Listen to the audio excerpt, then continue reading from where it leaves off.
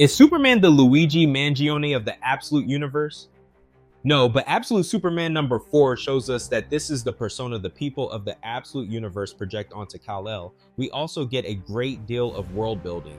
This issue begins with Lois Lane interviewing people who Superman saved around the world. These conversations occur after Kal-El rescues her and a group of workers in Brazil, despite Lois's attempts to arrest him. Although Lois is a soldier of the infamous Lazarus Corp, a global corporation of mercenaries that exploits workers in developing countries, her interviews clearly allude to the original Lois Lane, a reporter. Initially, Lois encounters silence as most people of this world see Lazarus Corp as an oppressive, fascistic force that tyrannizes the globe. They don't want her to capture Superman. After convincing her interviewees that her goal was not to arrest Superman and that she didn't condone the brutalization of their communities by the Lazarus Corps, they gave her information. Lois displays her revulsion of unwarranted violence committed by the Peacekeepers, soldiers of the Lazarus Corps, when she chastises a soldier named Crenshaw for wounding an Egyptian woman she interviewed. Through Lois's interviews, we learn that the common folk who have met or seen Kal-El view him as a god, a myth, and a champion of the oppressed, poor, and downtrodden. Like the original Superman, he symbolizes hope, but it doesn't inspire people to be better.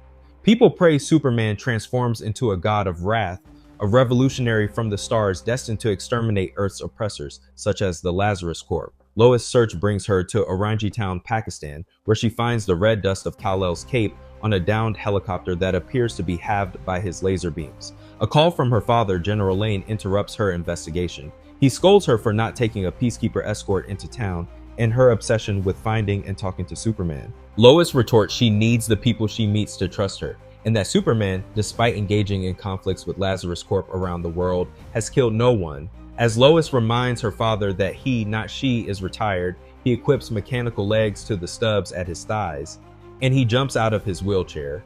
While walking outside, he tells Lois a story about how his engagement officer in Qurak, a fictional Middle Eastern country, had the same sentiment as Lois. A video from the Omega Men, a resistance group, revealed to Lane that someone had abducted and killed his officer. Ever since then, Lane had always wanted to completely annihilate his enemies, as compassion, empathy, and nuance could get him and his men killed. Before moving on, I'd like to note the Omega Men are a group of extraterrestrial freedom fighters in DC's main universe. Aaron's decision to name the chief opposition to the Lazarus Corp the Omega Men in the Absolute Universe was dope. Next, we see a peacemaker named Smith debriefing with Brainiac, who's portraying himself as an AI for Lazarus Corp. There is no confirmation that this Brainiac is an alien android like the original. Smith discusses his encounter with Superman and its illumination of his impaired mental state. Smith purposefully tried to gun down the Brazilian miners from issues 1 and 2, but he missed because of shaky hands. He was trying to punish the miners for laughing at him and his fellow peacekeepers for being defeated by Superman. Despite acknowledging what he tried to do was awful, he irrationally believed that offing these people preserved the peace he promised to maintain as a peacemaker. When Smith honestly attempted to relay events, Brainiac deliberately recorded them differently. Instead of Smith purposefully shooting his weapon to harm people, Brainiac logs his gun was defective and that he misfired. He then assigns Smith to duty in Orangi Town, despite Smith's pleas to remain out of the field. Back in Orangi Town, Lois pulls a gun on a ginger with a mask covering the lower half of his face. We find out that he is Jimmy Olsen, an alpha-ranked member of the resistance group called the Omega Men. He explains to Lois that he is not there to kill her, but to recruit her. He has faith that she will see the evil of Lazarus Corp. With a gun to his back, Jimmy quickly generates his entire mask and blinds Lois to pull out his gun. He tells her he just wants to talk. While fighting each other to get the upper hand, the two debate about whose side is more immoral. I like how Aaron highlights that while the Omega Men are fighting against tyranny, they are extremists. Lois suggests that the Omega Men murder people who resist recruitment into their ranks. This is probably what happened to her father's engagement officer. Things are not black and white. Suddenly, Jimmy advises Lois to run as a shot hits the ground. Jimmy tries to appeal to Omega Prime, a woman holding a sniper rifle on a rooftop donning an Omega mask, to pause her assault. He believes he can deprogram Lois. Ignoring her subordinate, Omega Prime continued her attack.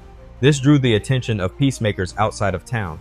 Lois, failing to get Brainiac to switch her gun to non-lethal rounds, has her weapon sliced in half by an energy sword wielded by Omega Prime. After the two battle and come to a deadlock, Jimmy draws his weapon, unsure of whom to shoot. Suddenly, red dust envelops them all and pushes Jimmy and Omega Prime away from Lois. Soon after, Superman emerges from the sky. Elated, Omega Prime alerts her comrades that she found Superman. With her hand outreached, she offers Superman the Omega Men's help in his fight against Lazarus Corp. This means that the Omega Men wish to employ Superman as their champion and chief weapon against Lazarus Corp. Superman responds to her offer with a shove to the ground. He then turns to Lois and tells her to stop following him and that he does not wish to talk to her. This confirms a major character departure from classic Kal-El. This Superman detests Lois Lane. Her involvement with Lazarus Corp, a group with many similarities to the repressive Science League that governed Krypton, repulses him.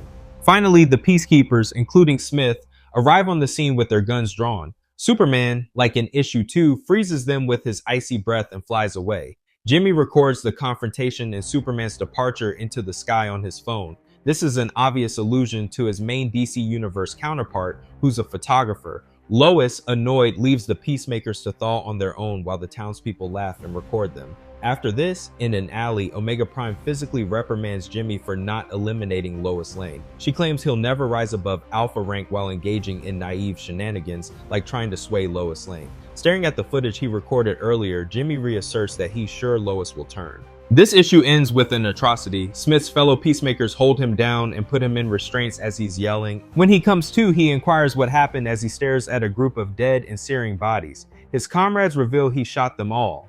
The world building continues to be amazing in this series. I love how we got more insight into how powerful Lazarus Corp is and how Lois's father is most likely her introduction to the company.